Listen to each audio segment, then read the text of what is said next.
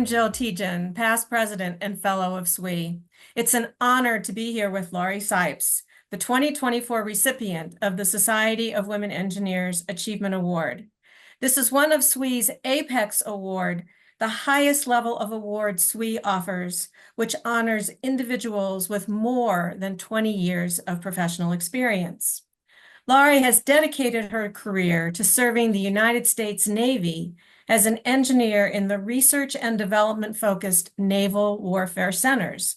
Sipes is currently the Command Chief Engineer of Naval Surface Warfare Center Crane Division, the first woman at any of the 10 warfare centers to serve in this role. Laurie received the SWE Achievement Award for her high-level technical contributions to the U.S. Navy, for vast knowledge of systems engineering, and for demonstrating the clarity and rigor that national security demands. Laurie, congratulations on this well-deserved Achievement Award, and I'm looking forward to learning more about your story. Thank you very much, Jill. I appreciate that. And it's really my pleasure to be here. So thank you for having me. Well, let's start with your describing the field of ocean engineering and sharing with us about what led you to pursue a degree in that field. Yeah, it is kind of an unusual field, I know. And when I tell people that I've got a degree in ocean engineering, I almost always see them kind of pause and think, wait, what is ocean engineering? Um, so the easiest way to describe it is that it really deals with anything either in or adjacent to the ocean. So obviously ships, submarines, offshore oil platforms, and even piers and jetties. So anything that we build that is on or near the ocean or really the water in general. So the interesting thing there is you learn a little bit about all kinds of engineering. So there's a little bit of mechanical, there's a little bit of electrical, there's even some chemical is very important because of the corrosive environment of saltwater and all of those kinds of things. So as far as my interest in it's really interesting for me to think about how I ended up in the field. Fundamentally, with regard to engineering, I classic story of being good at math and science, loving science, being fortunate to have some really wonderful teachers in both of those disciplines.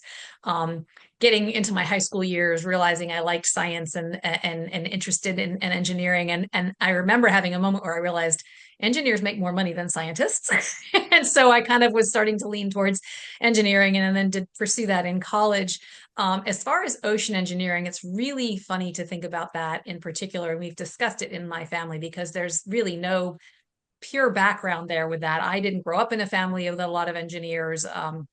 We weren't huge fans of boating or anything like that. But the one thing that comes to mind is that my father, we bought a small condominium on the Delaware Shore. I grew up outside of Washington, D.C. and Maryland, and he bought a condo and we would rent it during the summer as another source of income. But in the winter, when it didn't rent anyway, we would make the trek to the Delaware Shore, and my brother and I could each bring a friend. And so I did spend a pretty good amount of time by the ocean and in the ocean growing up. And perhaps that was something that was kind of and aimed me in that direction, made me interested about that. And so you put together the interest in engineering and kind of the exposure and interest in the ocean, and there you go.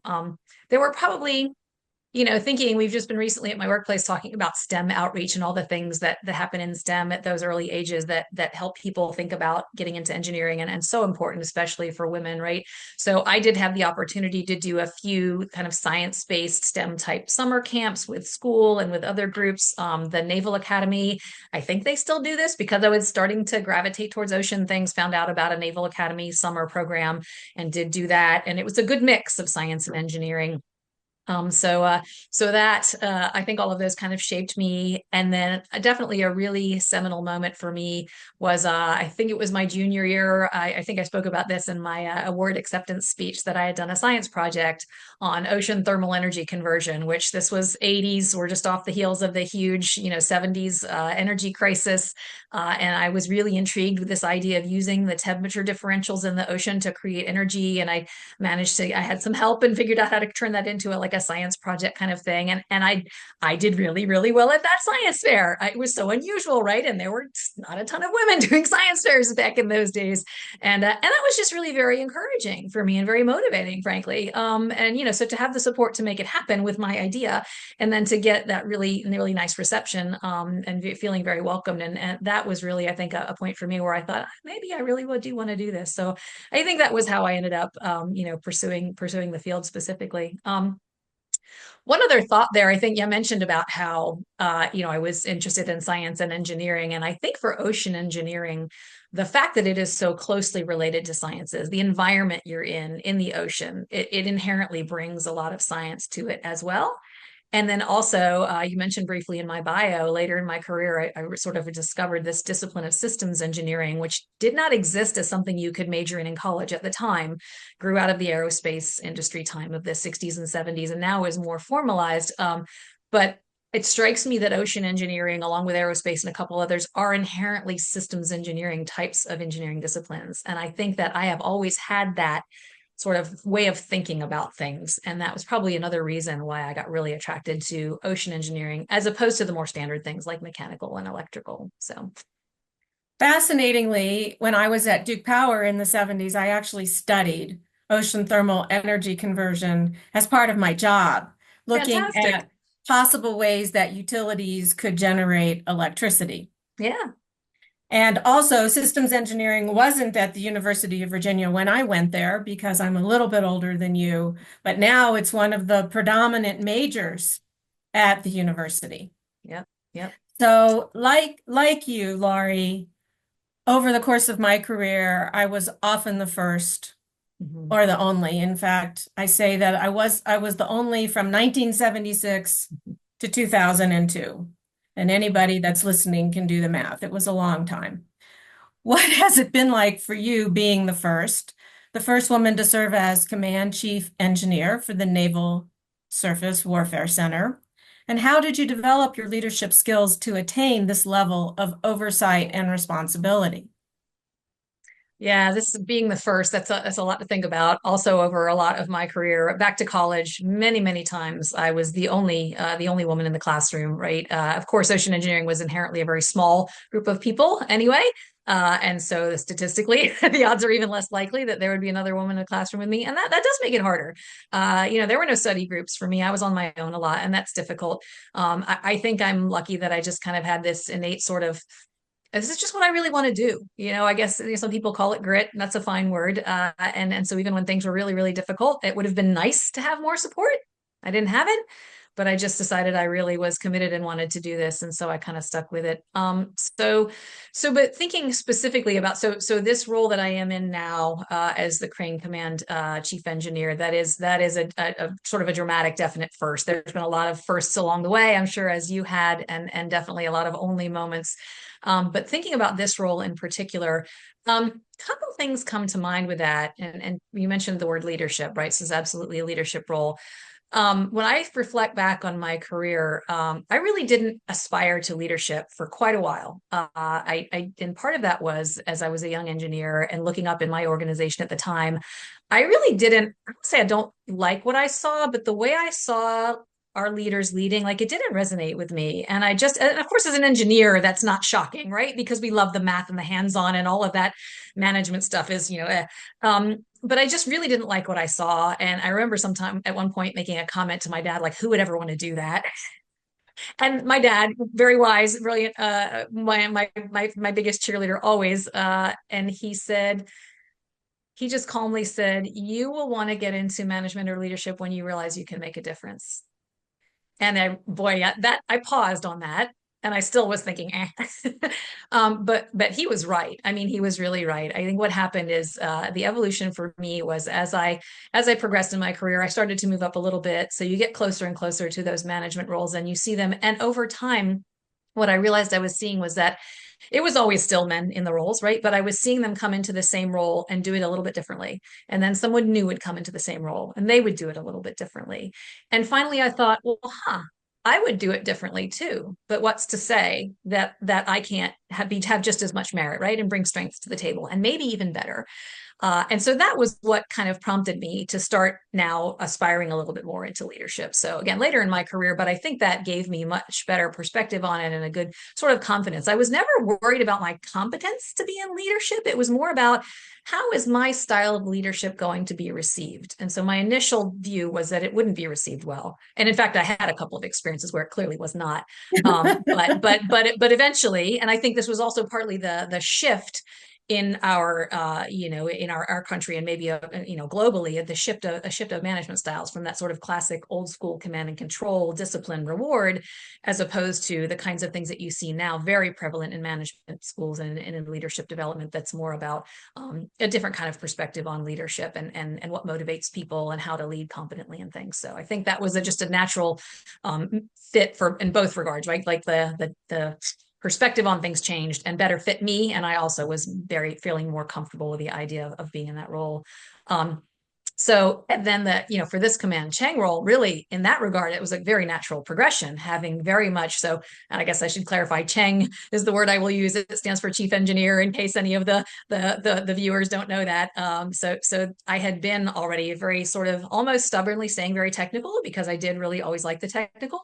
Didn't want to foray too much on the management side, because I didn't want to get really kind of trapped in the management, which is what I was witnessing, particularly for women. Once you start being in our world, it's branch head, division head. Sometimes it's hard to get back to the technical side, and so I was inherently just moving up in the technical side of the organization, and the chief engineer role at the command level is kind of a natural progression, and so that was almost a perfect fit for me. It was a little bit daunting at first, because I was about barely 2 years at this new organization. Now I had been at a very similar organization, so like a sister organization. So it wasn't like I had only been there a year and a half and knew nothing. I knew a lot. A lot of my knowledge and expertise and wisdom transferred very easily. But it was still daunting. It was a much larger organization. Very few people knew me. And I had only learned so much about this large organization in that short amount of time. And so it was daunting, but I just knew I had strengths to bring to the table. I saw some things that I knew that I had a perspective on, and that I could make a difference, and I thought could make things better. And so that was kind of what drove me to apply for it. And just have felt very comfortable in the role, thankfully. And I guess side note worth mentioning, I like no friction at all, or any sense of anything other than complete respect for me. I mean, I think if there was any like reservation, it was because I was so unknown, right? I didn't ever feel any kind of specific for me. I mean, I don't know what might have been being said, right? But for me, I did not feel any sort of who does she think she is, or she's not going to do a good job, or how did she get this job. I mean, there was thankfully for the vast majority of the people that I interacted with, really complete acceptance of me in the role, which was helpful for sure. I was a little nervous of how I would be received for lots of reasons. But I was really very appreciative of that. And that really just fueled me, like, okay, I'm respected in this role. Let's go. Right. And now I'm going to start, doing the things that I really believe are better. And I had great support for that. So that was really good. I think you asked about developing my leadership skills specifically. That's probably worth touching on. I am a big reader. I read a ton of blogs and things. I have a couple of like leadership development and executive development people that blog that I follow, and I really like the things that they write. I was fortunate. I've been involved in a couple of leadership development programs, which are wonderful, and did give me opportunities to get some formalized coaching, which will really make you think, it's good to learn how people see you, right? And understand that and decide how you want to handle that information. Good experiences, reinforced a lot of things for me. But there was a certain amount of just school of hard knocks in me developing my personal leadership style, what I believed in, my philosophies of that. Seeing people lead who I didn't agree with or who I witnessed not be successful is in many ways more informative than watching good leaders. It's great to work for and watch good leaders, but seeing leaders who aren't doing well and thinking about why that's not working is possibly more informative. And so I had some opportunities to see that and learn from those things. So I think that's valuable too, right?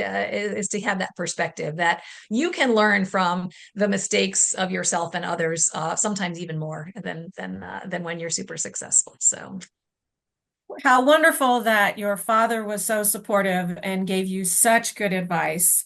And I love your discussion about leadership styles, not command and control anymore, collaboration and servant leadership. And I agree with you that getting coaching is an excellent experience because you really do learn how others see you, which is what you said. Yep. So, Laura, you contributed to a guide that compiles 37 key competencies needed for systems engineering. 37 sounds like a lot, including how to identify and assess competence. Could you tell us why that project was needed and what the guide has accomplished? Absolutely, yes. So that has been an interesting journey developing that. So probably a little bit of important context. It actually started with a competency framework. NCOSE created first a systems engineering competency framework.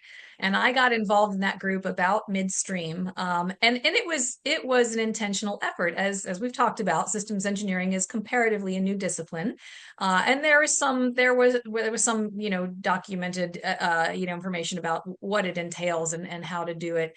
But there in COSI, as the society intent on sort of setting standards and leading the way for defining what it means to do systems engineering, to perform it and to perform it well, realized we really need something that helps people understand, what does it mean to do a good job writing requirements or architecting a system. How do you codify that? And so the framework came out first. Interestingly, we had 36 competencies in the framework. And in the course of creating the guide, we realized we wanted to split one of them apart. And I won't get into the details there.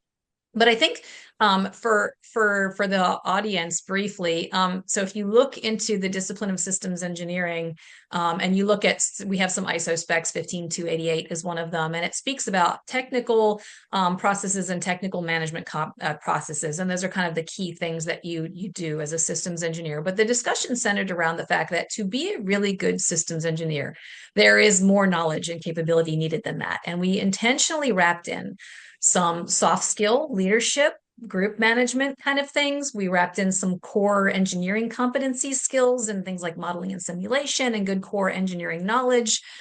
We wrapped in a couple of integrating competencies because there's such a tight relationship with things like project management, risk management. And so that was how we got to, as again, 36 at first. We'll just say 37 for the guide. And so then creating the guide, it took quite a while to get to agreement on what those 36 would be.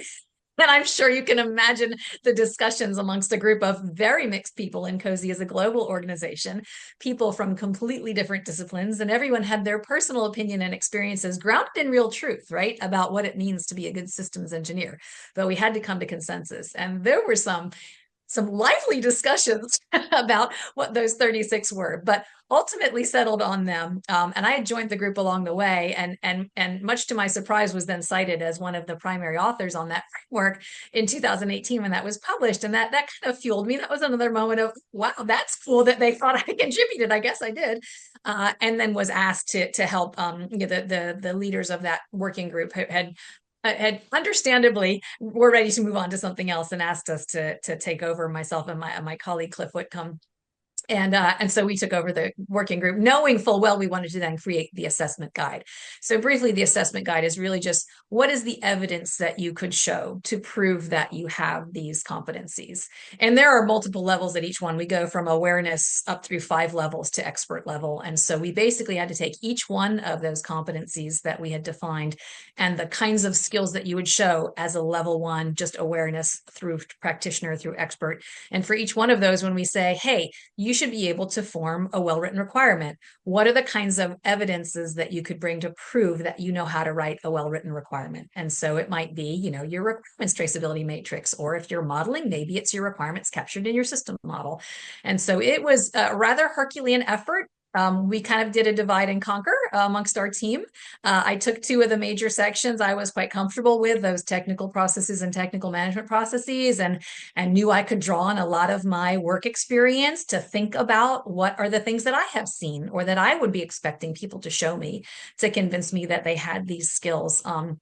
And so we each had those big sections, and then we got back together and did all sorts of things to kind of hone it and edit it down. And again, the competency working group chair, Cliff Whitcomb, had been in talks with Wiley, and they agreed that to turn it into a book. It's a very unusual kind of book because it's essentially a massive spreadsheet in a lot of ways. We have some front matter and some contextual matter, um, but yeah, so it's been published now, and Incozy has incorporated that into an assessment tool on the Incozy portal. If you are a member, you can go in, and you asked about the impact, right? So as a systems engineer and a member of Incozy, you can go into the portal in Incozy for competency, and you can look at all of these, and you can kind of self-assess how well can I do this thing or that thing or whatever. And companies will use this information. We're aware of a couple of companies who have taken that and they're tailoring it to the things that they think are important for their discipline, and weaving in some other things that maybe are outside the scope of systems engineering, but yet are important within their company and their field, perhaps aerospace or automotive. And they are using it to define roles and responsibilities. They are using it to write job descriptions. In some cases, it's helping them have some really deep thought about what do we do here at this company and where do we need to have mastery. And so it's really had a really nice impact so far. It's gotten a lot of traction with different groups wanting to leverage this to really understand how do we use this to guide our decisions about people and about the training we need and how our organization needs to move forward.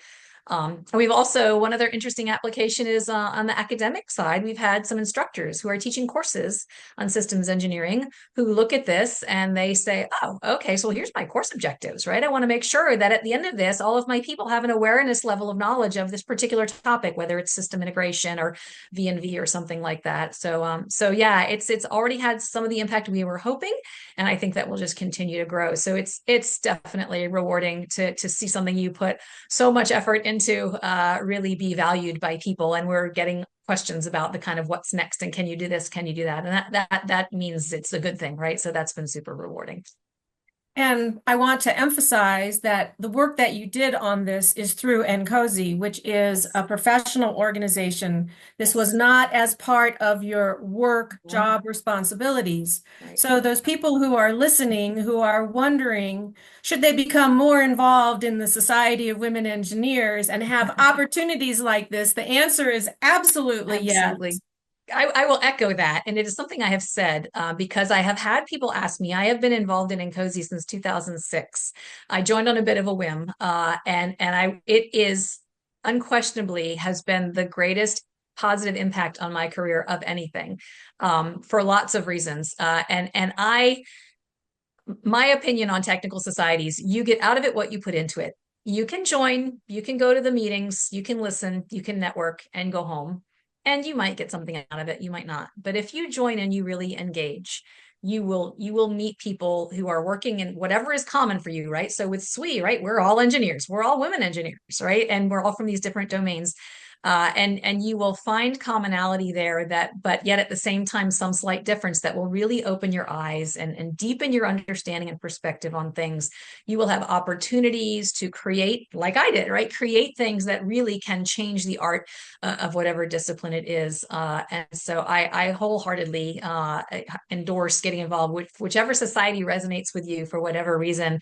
And for me, one of the other challenges with my actual work and some of the roles that I've been in is convincing people of the importance of discipline systems engineering as a practice and taking the time to apply the kind of rigor we talk about.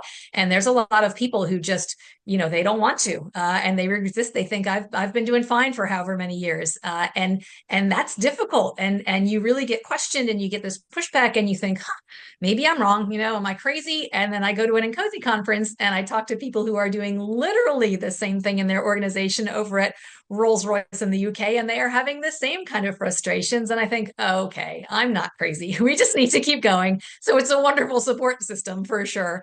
And I have definitely benefited from that over the course of my career as well. Absolutely. For me, SWE, I actually call SWE a family unit. And the Yes. support that I've gotten over my career and the skill development that I got through SWE has been instrumental in Absolutely. that career. Yeah. So, Laurie, something that isn't discussed very often is the power of walking away or picking another path when the one you're on isn't working anymore. I personally had several of those experiences where I left a company to pursue a different opportunity because for whatever reason, my career progression was blocked. Can you share about any moments in your career when you purposefully left a situation or chose a different direction?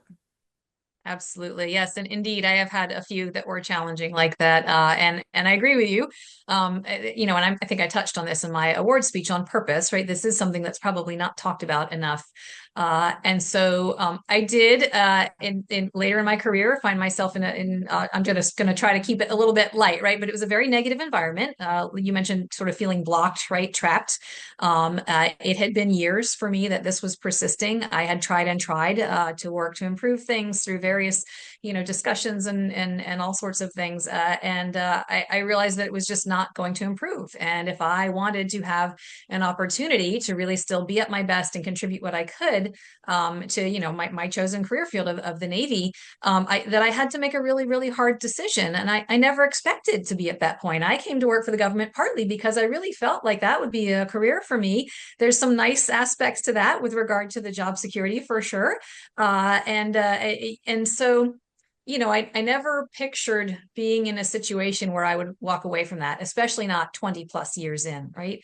But it just became very clear that, again, I still wanted to contribute. That was being prevented in various ways. And on top of that, things had gotten just really very, wow, it's hard to talk about this delicately. Things were happening to me that were not appropriate to me. And I just knew that. But the people that were in the positions of power above me didn't seem to think anything was wrong. And I couldn't convince them of that. And I realized that that was not going to change and that the only way I could really get that to stop is to walk away. And so I did. When I did, again, fortunately able to kind of move to like a sister organization, but it did involve a relocation. That part was, particularly painful for me and my family, emotionally, financially, all of that. But it was just very quickly evident I had made the right choice. The culture was much better for me. I'll just be tactful in that new environment. And of course, when you get competitively selected to be the command chief engineer just 18 months after arriving, it kind of says something, right? So that was really just a huge moment for me that I had made the right choice and that all of the frustrations and difficulty leading up to it, and then having to make that really, really hard decision, but taking that leap of faith, it was absolutely the right decision for me. So yes, and I think there's one other thing about that I want to mention because I was at the time in my previous organization and I was in a fairly visible role. So when you're at that level and you realize you're in that leadership fishbowl, I call it, right? Of people are watching you. And I had a moment one day where because of something that happened, I realized like, oh right, Lori, you're being watched, right? And so people are seeing to some extent what's going on. They probably don't know all the details of the exact weird manipulations and things being said, but they can sense that something is kind of not going well and they're watching you and they're seeing how you react to this. And I just thought, if I stay here, and they're looking up and they're thinking about this is what leadership is like, and this is what I have to be ready for dealing with when I'm a leader. I don't want them to think that that's not right. This should not be the norm. This should not be what they think, right? And so I just that sort of just amplified my resolve to walk away because I thought I don't want these young engineers, particularly women, to look up at me and see me tolerating this and think that this is okay and think this is what they need to be able to deal with as a leader. I want them to see that that's not okay. So that was sort of the principle, the reason why I left. And also obviously wanting to send a little bit of a message to those individuals who are doing those things that you can't treat people like this and expect them to stick around, right? You shouldn't Right. expect them to Right. stick around. And I was a little bit fortunate to be in a situation where I had the ability, family wise, financially, everything to walk away. So it was very much a principle of that really kind of amplified my decision. And I think there were some people who actually were surprised that I did literally leave. Hopefully that made them take pause and think about some of the things that were happening. So anyway, So what you're really talking about in my vernacular is the importance of culture at a place where absolutely, you work. absolutely, And there are women members of SWE and there are men members of SWE also listening who might want a little bit of advice from you as to what, how do you evaluate the culture? Because you obviously found yourself in this environment, and then the maybe a time frame or some rules, although that's really a hard thing to do. How do you decide Yeah, that you make a change and the culture isn't right for you? yeah, that is a great question. It's a very, very individual, I think, decision. So thinking about, the kinds of things maybe to consider. And I'm fortunate to be in a point in my career where I could have those options, right, and those things to consider. It really became what really became a value for me was wanting to be in a place where I knew I could be at my best, right? Where I could really, ideally, I want to really thrive. I certainly don't want to be in an environment where I'm being kind of feeling like I'm being squashed, right? But I want to be able to bring all my strength to the table and keep growing and learning. And so those are the kinds of things I look for. What that is definitely varies per person. For me, there's some certain things that I've identified of what kind of environment am I in that helps me thrive. And so I think, when I have mentees or I coach people, I have them think about, so if you're not happy, I hear things like I'm feeling in a rut or I'm not really happy, and I say, okay, fair enough, I understand.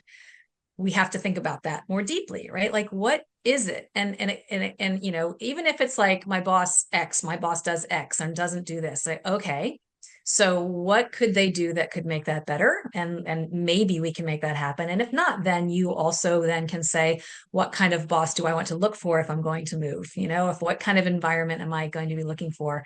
I think a really helpful question I've asked a few people, and it was probably kind of what I was thinking about as I was making that decision, is when was I happy? When was I at my best? Right? And what was going on there? Really get out those engineer critical thinking skills, right? Really think about what were the very specific things about that environment that helped me be at my best. Was it, for some people, it's complete autonomy, right? Just I know what I need to do, leave me alone. For other people, it's a little less than that. Like I need a little more guidance so that I feel comfortable taking the helm. I have a great respect for authority and responsibility, and so I don't want to overstep. I need someone to specifically tell me, here's what you need to do, go do it, I trust you, right? And other people, and often, younger people in their careers, they want a little more one-on-one, a little more, they need a mentor that's more hands-on with them as they get themselves sort of settled and establish themselves. So that's why I say it's really very individualistic. For some people, having a team that you work closely with is important. They like that camaraderie, that sense of something being greater than the sum of its parts. Other people are very happy just working alone. Put me in the lab, turn me loose with my area of expertise and I'm thriving. That's great. And I think the catch really is to just figure out what that is for you. And I think you can do that anytime, right? You can think about what kinds of things help you thrive at any point in your career, sort of have that mental list or maybe even a written list. And in any given job that you're in, check the boxes that are working for you. And then as you start to see fewer and fewer of those boxes get checked, it's time to start thinking about, what do I want to do? Do I want to try to get those boxes checked again by asking for something, or maybe changing something small myself in the way I interact with people or whatever? Or is it time to say, maybe this means I need to move on to something else? So yeah, that would be my thought. It's difficult. I had an experience like that recently where I did have a little list and I was checking boxes. I had an opportunity to kind of go the next notch up in my career progression, working as a chief engineer at the next notch up. And I would have had to relocate again, which I kind of wasn't thrilled about doing. I probably could have done the work without relocating. It would have meant heavy travel because I do believe that to do that job well, presence was important. And so I just, on my little list, right, too many things were conflicting and coming up, that just, I knew that it would probably, I would probably not thrive. It was very hard because I knew I could do the job and I probably could do the job well, maybe even great, but it was going to take a lot out of me. And I am at a point in my career, and I'm very fortunate to be in this point in my career where I can make that trade-off. And I just thought, this is not the best move for me. It was hard, especially hard because it would have been a promotion and it would have been one of those sort of like like I forget what I'm talking what I call it, right? But it's like a like a serious level changing promotion, right? Like I would have crossed the threshold. That's the word I was looking for. It's like a threshold, adjustment promotion.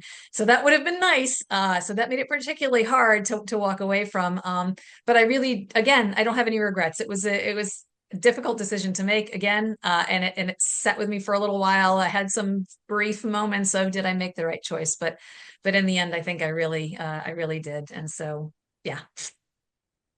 So I have spent 45 years now through SWE encouraging young women and young men to pursue a career in engineering. I'm in the electric utility industry. My job is to keep the lights on, and I have visual experience and feedback almost everywhere I go that the power is on, like right now, that it's working. Yeah, thank And you.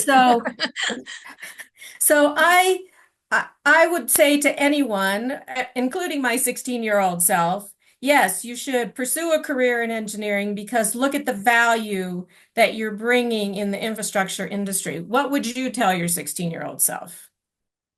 If I could talk to my 16-year-old self now, I think I would be honest about the fact that it will be very challenging. Engineering school is tough, right? It's going to be brutal. If I could tell myself ahead of time, just hang on, you're going to get through. I think that would be great if I could have told myself that. I think there's some challenges to those struggles. You feel like maybe you're not such a good engineer, and I would tell myself, no, no, no, you are, right? And you just need to keep going. And there's so many great opportunities that will be afforded to you in this field, right? It's really just such an interesting field and such a huge discipline. And so I think that particularly for women, right? We bring something different to the engineering field. We tend to look at things a little bit differently. From my experience, we definitely lead differently. I feel like that's a good thing. And uh, you know, there's challenges, again, it's kind of speaking more to the women, right? This is near and dear to my heart as my career is progressing, right? And I think back when I was that age and I look at now these young women starting in the field, there's challenges still, but the just the personal reward when you are successful is just, for me, it's just really very rewarding. I'm in a unique domain, being in the military and supporting the Navy. And so we have a lot of discussions about this mission, right? The mission of, defending our country and our freedoms. That's a real driver for me. And I think one of the most memorable moments in my career was when I was closest to hands-on and really delivering systems to the fleet. It was kind of life-saving equipment relevant to firefighting on shipboard. And so to see my work go into the hands of these people whose lives were going to depend on it and know that they were really thrilled to have this gear, and I was training them how to use it and making sure they were going to be safe using this equipment, just immensely rewarding. Probably one of the highlights of my career that was specific to really doing good engineering work. And so, when and I read stories like from my alumni magazine of people who go and they're providing sources of drinking water to countries that really don't have that like we have in the US. And my gosh, the reward that you feel accomplishing things like that, that's what engineering is all about, really. And so anyone, so I think about talking to myself, and I can't help but reflect of like, I want to let her know it's all going to work out okay.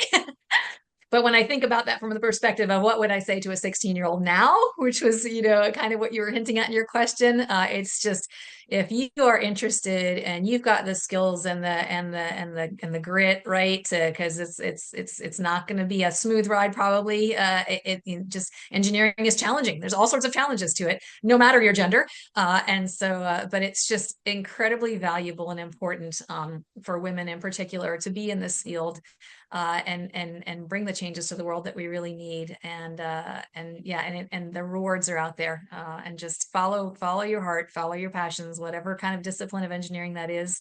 Yeah, we need you. Do it and come to SWE and meet your friends, and we'll all cheer you on. Congratulations again, Laurie, on receiving the prestigious 2024 SWE Achievement Award. And thank you for sharing your stories and advice with women and the allies in our community. As I like to say, engineers make the world work. What would happen without us? I don't understand why anybody doesn't want to be, why everybody doesn't want to be an engineer. Absolutely. Thanks again. Oh, it's my pleasure. Really happy to have this talk, and hope it's inspiring and motivating to the listeners. It really has truly been overall been a, despite the rough patches, it's really been a wonderful journey in many ways. And I'll tell you, this award was, I'm going to try not to get emotional now. It was a very nice acknowledgement of all of that, and so it definitely means a lot to me to get this award from SWE. So I appreciate it. Congratulations again.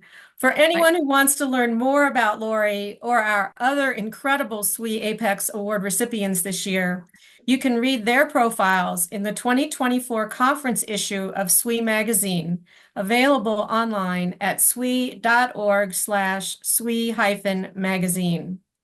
We also encourage you to visit the We24 Awards Hall at we24awards.swe.org, where you can view the complete list of this year's SWE Award recipients and leave them a note of congratulations. I'm Jill Tietjen. Thank you for joining us today.